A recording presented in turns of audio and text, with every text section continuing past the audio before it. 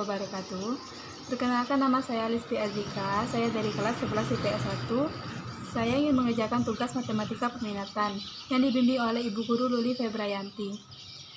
Video ini bertemakan tentang teknologi, yang dimana seorang dosen ITB menciptakan ventilator untuk pasien COVID-19 yang ada di Indonesia. Ventilator ini sangat membantu para pasien COVID-19 dan juga para medis. Tidak hanya itu, selagi murah, ventilator ini juga banyak manfaatnya. Berikut penjelasannya. Untuk membantu penanganan pasien COVID-19, seorang dosen Sekolah Teknik Elektro dan Informatika dari Institut Teknologi Bandung yang didukung oleh YPM Salman ITB dan Fakultas Kedokteran Universitas Padjadjaran menciptakan ventilator portable murah. Perwarupa produk ventilator darurat yang diberi nama Ventilator Indonesia atau VentI dikembangkan oleh Dr. Syarif Hidayat.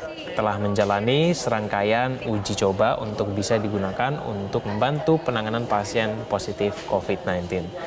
Pengembangan ventilator ini sejak awal didukung oleh YPM Salman ITB dan mendapatkan bantuan konsultasi teknis dari tenaga medis di Fakultas Kedokteran Universitas Padjadjaran. Rencananya alat ventilator portable darurat ini akan segera diproduksi untuk membantu rumah sakit yang membutuhkan. Semakin meningkatnya jumlah pasien COVID-19 membuat sejumlah rumah sakit kesulitan mendapatkan alat ventilator yang disebabkan kelangkaan alat serta harga yang mahal.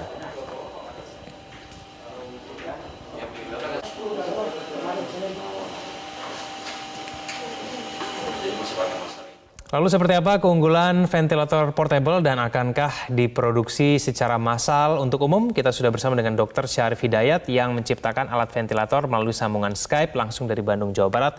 Pak Syarif, selamat pagi. Selamat pagi, Assalamualaikum warahmatullahi wabarakatuh. Waalaikumsalam, Pak Syarif. Pak Syarif, ini produksi dari ventilator ini sudah sampai di mana, Pak? Alhamdulillah, hasil pengujian yang dilakukan oleh BPSK telah menunjukkan bahwa ventilator yang kita ciptakan ini sudah lulus uji fungsi, uji kalibrasi, uji keselamatan, dan uji ketahanan. Apakah ini artinya akan segera diproduksi massal, Pak Syarif? Persiapan produksi telah dilakukan, tetapi tentu saja penyebarannya nanti menunggu izin secara resmi keluar. Yang saat ini kami sudah mulai menyiapkan 20 unit untuk dilakukan uji klinis. Baik, ini perbincangan dengan pemerintah pusat sudah sampai di mana ini Pak Syarif?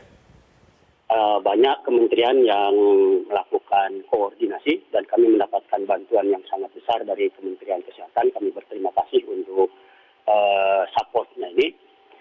Kendati pun demikian, karena memang di dalam protokol pengujian ventilator murah atau ventilator sederhana yang untuk CPAP ini belum pernah ada sebelumnya, maka kita harus mendevelop sama-sama protokolnya. Jadi sedikit perlu waktu dari perkiraan awal. Baik, Pak Syarif, mengingat ventilator ini kan memang sangat dibutuhkan dalam penanganan COVID-19. Ini apakah ada waktu, Pak, yang sudah bisa ditentukan? Kira-kira kapan nih ventilator ini bisa diproduksi secara massal dan kemudian segera digunakan? Kami menyiapkan 2 jalur produksi. Yang pertama adalah jalur manual. Kami dibantu oleh siswa-siswa SMK yang dikoordinasi oleh Dinas Pendidikan Kebudayaan di Provinsi Jawa Barat, yang juga dapat bantuan dari PT DI. Target kami adalah awal minggu depan kami sudah bisa menghasilkan 100 unit. Dan selanjutnya kami akan produksi secara manual sampai kira-kira 400 unit. Pada saat yang bersamaan, kami saat ini juga telah menyiapkan blueprint dan bahkan molding untuk komponen-komponen yang harus dicetak. Sehingga ketika industri nanti masuk kira-kira 2 minggu yang akan datang, semua sudah siap. Kami sangat ingin bahwa ventilator ini dapat diproduksi secara massal dalam waktu singkat agar kita dapat mengatasi COVID secepatnya. Baik, ada 400 ventilator, targetnya minggu depan. Ini rencana distribusi pertama kemana dulu nih, Pak Syarif? Yang 20 unit pertama itu adalah untuk uji klinis, lalu selanjutnya kami akan sebarkan kepada rumah sakit yang paling memerlukan dengan rekomendasi tentu saja dari Kementerian Kesehatan atau Dinas Kesehatan Provinsi. Dan tentu juga kami menimbang para donatur yang menginginkan ventilator ini untuk dialamatkan pada siapa secara spesifik. Oke, baik. Pak Syarif, keunggulan dan bedanya ventilator dengan ventilator yang sudah digunakan saat ini apa sih, Pak? Ketika kita menilai teknologi, kita tidak boleh terjebak pada kecanggihan. Canggih atau sederhananya teknologi bukanlah urusan keunggulan. Keunggulan dari sebuah teknologi adalah apakah barang tersebut atau teknologi tersebut secara efektif mengatasi masalah yang dihadapi atau tidak. Di dalam konteks COVID ini, kebetulan yang sangat diperlukan adalah CPAP, bukan ventilator yang sangat kompleks. Kenapa hanya CPAP? Karena CPAP diperlukan agar pasien yang sudah masuk pada tahap kondisi menengah, sudah mulai tersengal-sengal, memerlukan alat bantu pernapasan, perlu segera dibantu sebelum kondisinya memburuk. Nah, CPAP dimaksudkan untuk mencegah memburuknya kondisi pasien sehingga tidak perlu masuk ICU.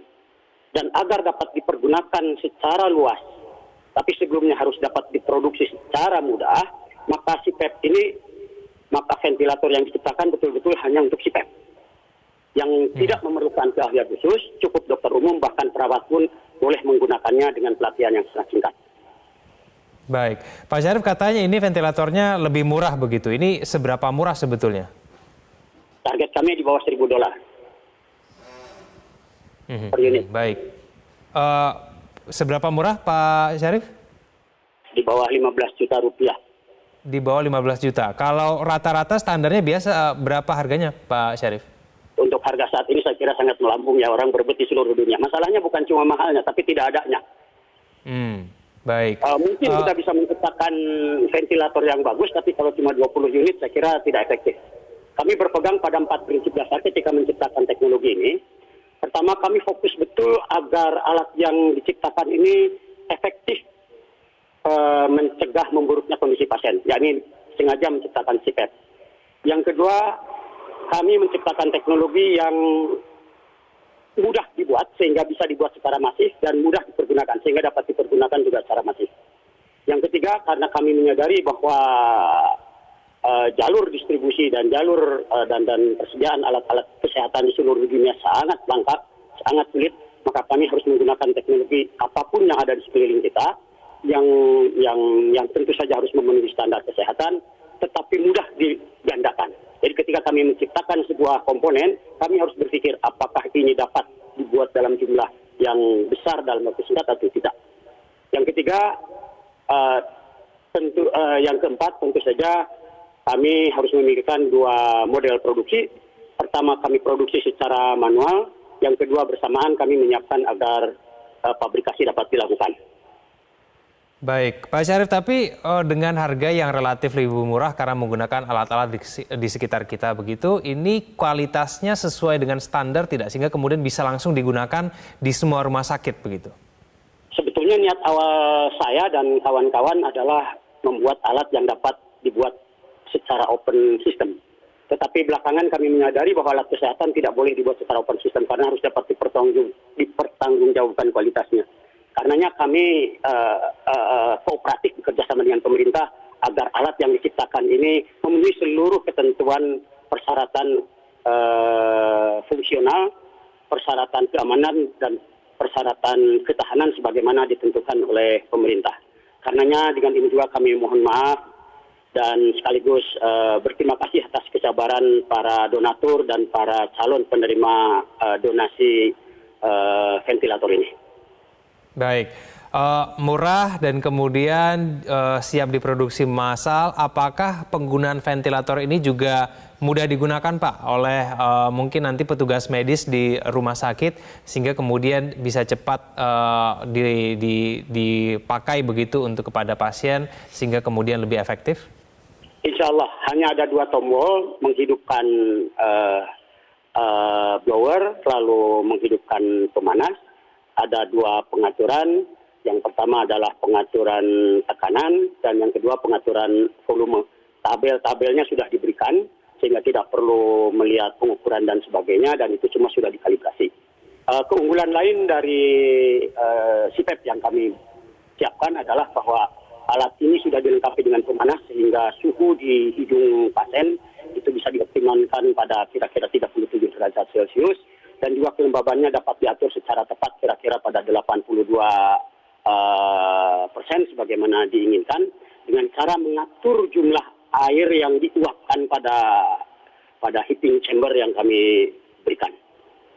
Kelebihan lain dari pipet ini adalah bahwa PIP control atau pengatur tekanan akhir pernafasan yang merupakan fitur utama dari sebuah pipet, itu kami menggunakan teknologi yang sangat sederhana, yakni berupa tabung air.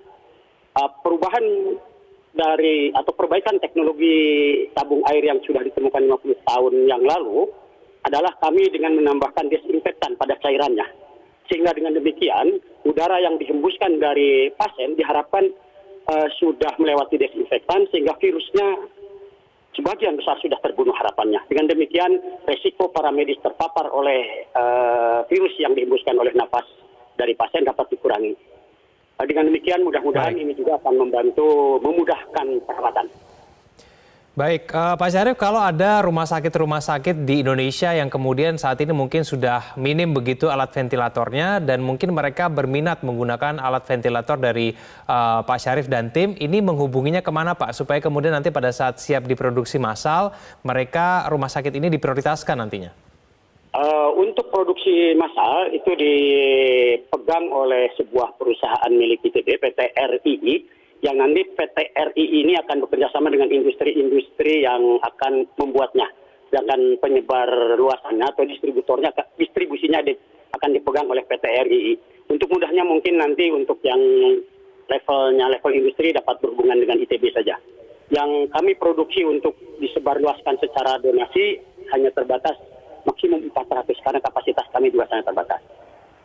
Baik Pak Syarif Hidayat, kita berharap semoga kemudian ventilator ini bisa segera diproduksi secara massal dan bisa membantu Indonesia untuk menangani pasien COVID-19. Terima kasih Pak Syarif Hidayat telah bergabung bersama kami di Metro Pagi Prime Time. Dari video saya, semoga bermanfaat bagi kalian dan jangan lupa untuk tetap di rumah saja untuk menghindari COVID-19.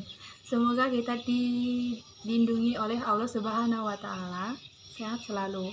Wassalamualaikum warahmatullahi wabarakatuh. Come in. Sorry.